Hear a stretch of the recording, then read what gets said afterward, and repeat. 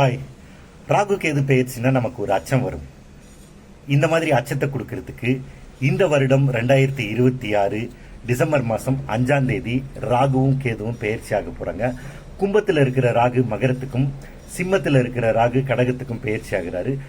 அப்படி பெயர்ச்சி ஆகிற ராகுவும் கேதுவும் சிம்ம ராசிக்காரர்களுக்கு என்ன தருவார் அப்படிங்கிறத பார்க்கலாம். வாங்க பார்க்கலாம்.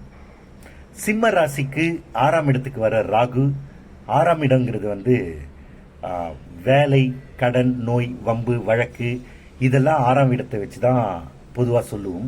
இது சார்ந்து உங்களுக்கு நன்மைகள் ஏற்படும், கடன் அடைபடும், வேலையில் முன்னேற்றம் ஏற்படும், நோய் இருந்ததுன்னா அதிலிருந்து குணமாகி வெளியில் வருவீங்க.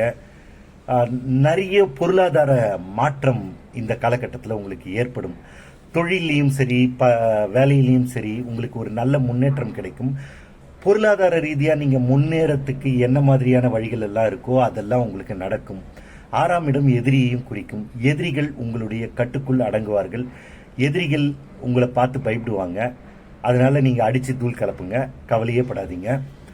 கடன், நோய், வம்பு, வழக்கு ஏதாவது இருந்ததுன்னா அந்த வழக்கில் உங்களுக்கு வெற்றி கிடைக்கும். இல்லை வழக்கு பஞ்சாயத்து பண்ணி நல்லபடியாக முடியும். அதே மாதிரி உங்க ராசிக்கு 12ஆம் இடத்துக்கு வர கேது, கடக ராசிக்கு கேது போறாரு. அது உங்க ராசிக்கு 12ஆம் இடம். அங்க வர கேது என்ன செய்வார் அப்படின்னா, செலவுகளை அதிகரிப்பார், தேவையில்லாத செலவுகளை அதிகரிப்பார். 12ஆம் இடம்ங்கிறது அயன சயன போகஸ்தானம் சொல்லுவோம். செலவுகளையும் அங்கதான் சொல்லுவோம். விரயஸ்தானமும் அதுதான்.